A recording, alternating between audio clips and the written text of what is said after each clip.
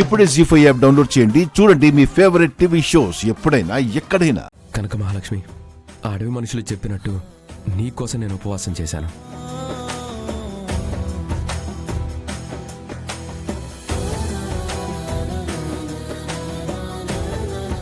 నా వల్ల నీకు కలిగిన సమస్యలు చాలు, నా వల్ల నీ జీవితంలో ఏర్పడిన అగాధాలు చాలు. ఇక నీ జీవితం అనే ప్రయాణంలో ఎలాంటి ఆటంకాలు రాకూడదు. నేను నీ మెడలో కట్టిన తాళి వల్ల నీ జీవితంలోకి వచ్చిన సమస్యలు ఇంకా నిన్ను ఇబ్బంది పెట్టకూడదు. అందుకే నీకోసం ఉపవాసం చేశాను. నా జీవితంలో నన్ను ఒక ఒంటరి నావల్ల పంపించేద్దామని మీరనుకుంటున్నారు. కానీ సముద్రం లేకపోతే నావ ఉండదు, సూర్యుడు లేకపోతే భూమి ఉండదు. అలాగే మీరు లేకపోతే నేను లేనని, నేను లేకపోతే మీరు లేరని స్వామీజీ అంటున్నారు. నాకు ఆ మాటల్ని నమ్మాలో, మీ దారిలో మిమ్మల్ని వదిలేయాలో అర్థం కావడం లేదు. కానీ మిమ్మల్ని నా భర్తగా అంగీకరించినప్పుడు మాత్రమే, మిమ్మల్ని నా భర్తగా మనసారా నేను స్వీకరించినప్పుడు మాత్రమే మీకు మేలు జరుగుతుందని, మీ దరికి ఎలాంటి కీడు రాబోదని స్వామీజీ చెప్పారు.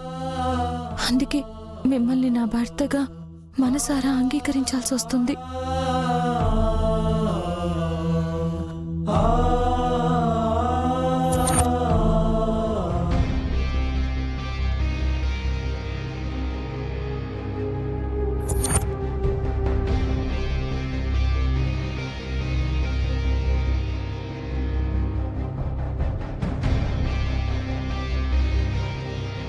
శాస్త్రం గారు ఎటు వస్తాను? శాస్త్రం గారు కిందకు వచ్చారేటి? ఇటు కావాలా? నాకు చెప్పండి, నేను తీసుకొస్తాను. నాకేం అవసరం లేదు, కానీ బావెక్కడైనా కనిపించాడా? అమ్మో, శాస్త్రమేమో బాబు గారి కోసం అడుగుతుంది, లక్ష్మమ్మేమో బాబు గారితో మాట్లాడుతుంది. పొరపాటుని ఇవాడు అక్కడికి వెళ్తే ఇంకంతే. బాబు గారు బయటికి వెళ్ళిట్టున్నారమ్మా.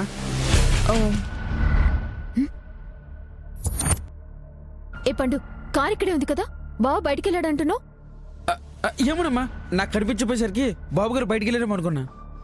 నువ్వెప్పుడు ఇంతే పండు, అన్నీ సగం సగం చేస్తావు. నీకు తెలీదాగు, బావ ఇక్కడే ఉండుంటాడు. అబ్బా, ఇప్పుడు ఏం చేయాలి? ఇవి ఎలా తెప్పించాలి? కనక మహాలక్ష్మి, కనక మహాలక్ష్మి, నిన్నే. ఏం ఆలోచిస్తున్నావు?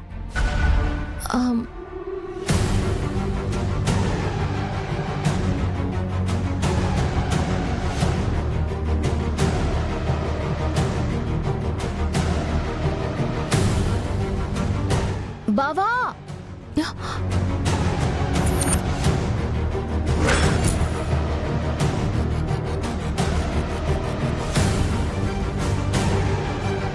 బావా,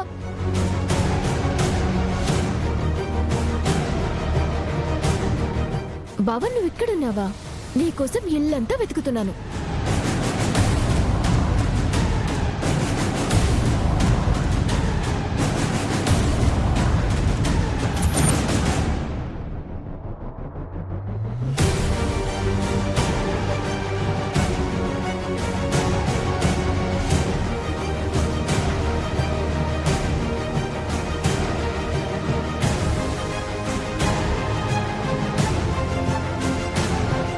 లక్ష్మి, నువ్వు అక్కడ ఏం చేస్తున్నావే? అది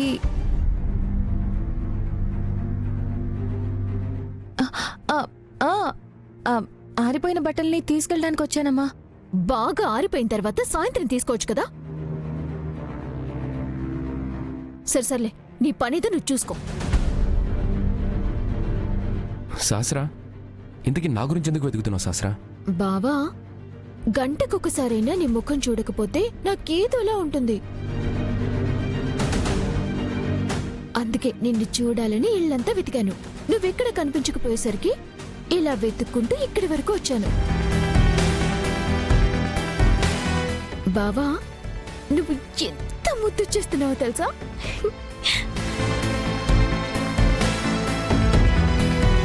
బావా, ఆ బుగ్గ మీద ఏదో అంటుకున్నట్టుంది. నేను చూస్తాను.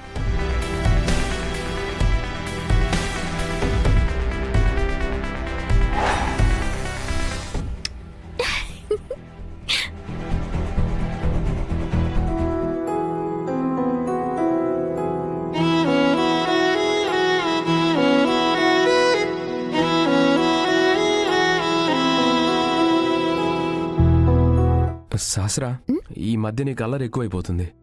అయ్యో బావా, దీన్ని అల్లరనకూడదు, రొమాన్స్ అనాలి. అది కూడా నేనే చెప్పాలా నీకు?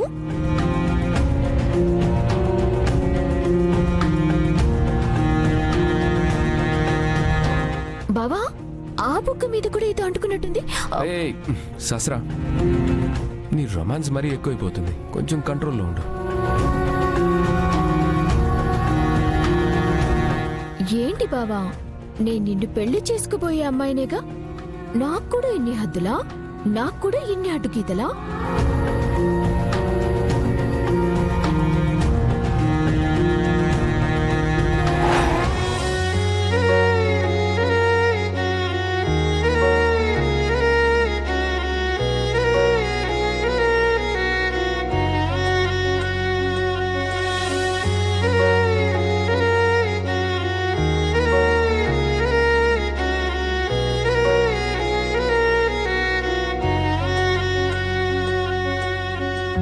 కొత్తగా చెప్పాలా నీ మనసులోతు ఎంతో, వింతగా పాడాలా నీ ప్రేమ విలువ ఎంతో. నదిలాగా సాగే నీ పాశమే, మదిలోన చేసే వనవాసమే.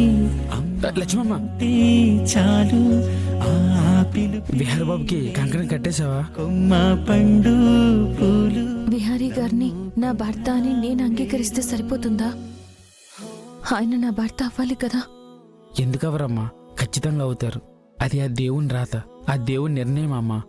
ఇంతకీ కంకణం కట్టావా లేదా? ఆ అవకాశం రాలేదు పండు. ఒకవేళ వచ్చినా తొడగలిగేదాన్నో లేదు. ఇప్పుడు ఒక పక్క సహస్రమ్మకి ద్రోహం చేస్తున్నానేమోనని బాధ కలుగుతుంది. నా వల్ల ఈ రెండు కుటుంబాలు విడిపోతాయేమోనని భయం. ఒకవేళ నిజంగానే నా వల్ల ఈ రెండు కుటుంబాలు విడిపోతే అప్పుడు ఏమనమ్మ ఎదుర్కొనే అవమానాలు, విహారీ బాబు మీద పడే నిందలు, వామ్మో, ఊహించుకుంటేనే నా మనసు కలిచి వేస్తుంది. నేను చేస్తున్న పని సరైందో కాదో అని నా మనసులో సందేహం మొదలవుతుంది.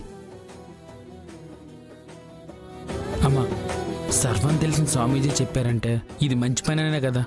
ఇక నీ మనసులో అవేవి పెట్టుకోకుండా వీలు చూసుకొని విహారీ బాబుకి కంకణం తొడిగే అమ్మా, అంతా మంచి జరుగుతుంది.